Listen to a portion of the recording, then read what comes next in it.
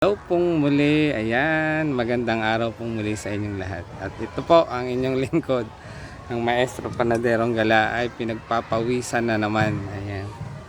So narito po ako ngayon sa area ng mga okra. Ayan, tanim ay okra, okray. At tingnan nyo po yung ating mga okra. Ayan, ayan na po sila. Ayan po yung dati nating tinanim na mga buto ng or seeds ng okra na direct seeding method. Tingnan niyo po, ayan, gaganda na. So para po lalo pang mas gumanda ang ating mga halaman, okra o anumang uri ng halaman. Para din po ang mga halaman ay mga pet animals natin. Ayan. Bakit? Kailangan po nating ibigay ang kanilang mga pangangailangan. So ito po yung tamang panahon o oras, dahil medyo maghahapon na po or late afternoon na, ay maglagay po tayo ng organic fertilizer. So isa sa mga pangangailangan ng ating mga halaman, kailangan na ibigay natin ang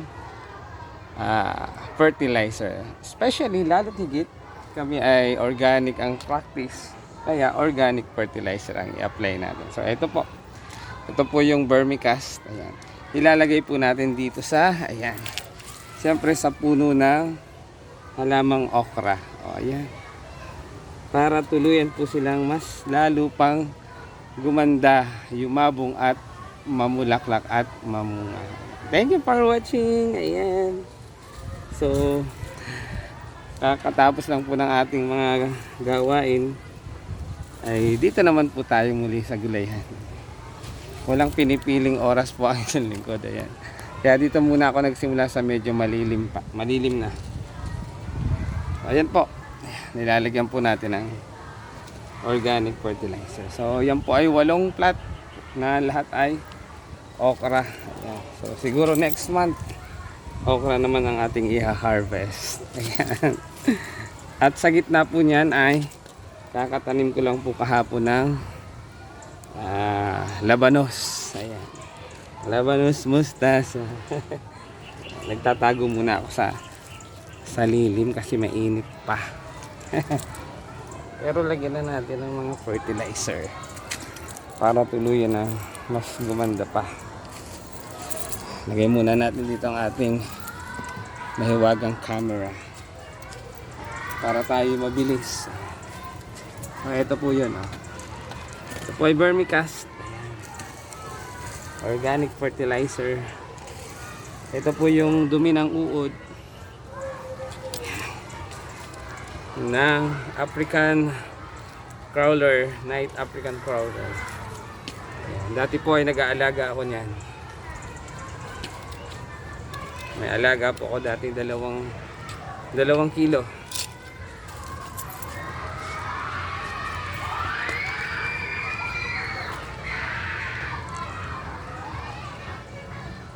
Yung nga lang po, hanggang sa tumagal, tumakas na yung mga uod, mga bulate.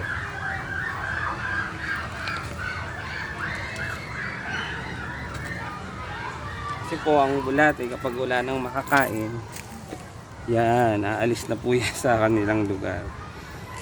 Ay dumaan po ang bakasyon, kaya pagbalik ko, wala na ang mga uod o mga bulate. Nandoon na sa lapag sa lupa na.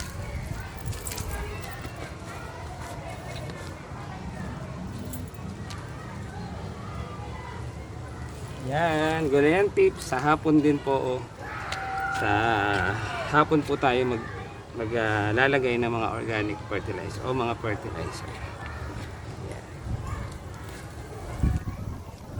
Meron din po sa mga pesticides. Ayan, dahil sa gabi umaatake ang ating mga kalaban sa mga halaman.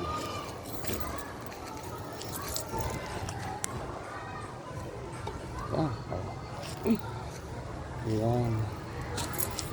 Yung ibang mga okra hindi tumubo, mayroong mga papalitan natin.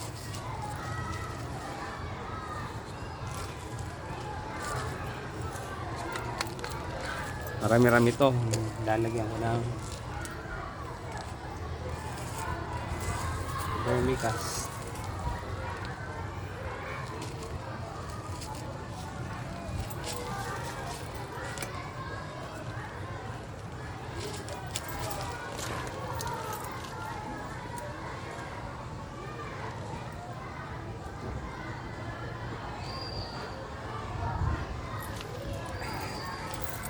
Tamang-tama po kasi yung weather, yung panahon kasi umuulan, umiinit, umuulan, umiinit. Sa tao naman o sa mga bata o sa tao ay medyo masama gawa ng yung pagpapalit ng panahon, mainit, minsan ulan, malamig, nagkakasakit. Pag mahina ang ating resistensya, ayan, pwede tayong tabla ng sakit. Kaya mag-iingat po tayo palagi. Mainit pa dun sa kabila dun. Kaya dito muna tayo. Dito muna tayo kasi nga mainit pa. Ayan o.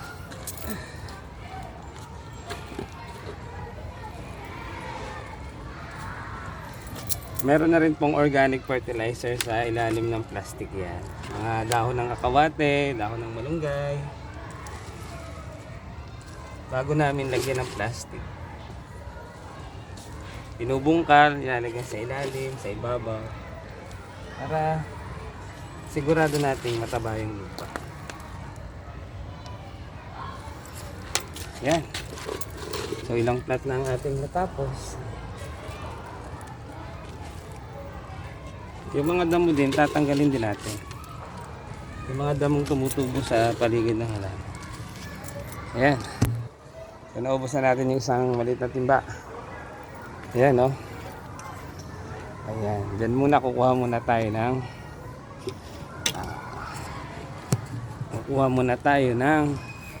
ayan, panoorin nyo po yung mga okra. Ayan. Kukuha muna tayo ng pataba. Diyan lang po kayo, huwag kayong aalis.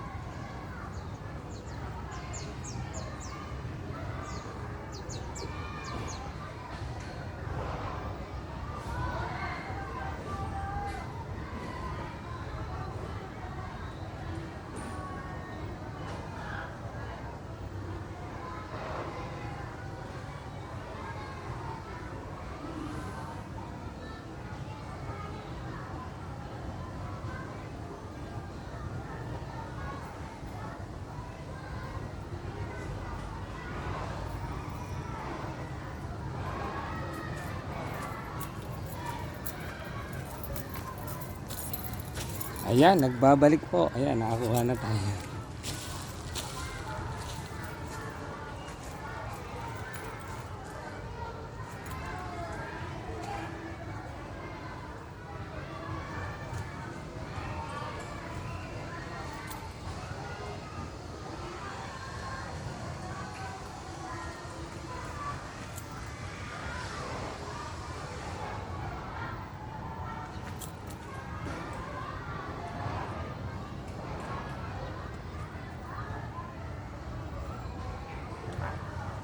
Gam.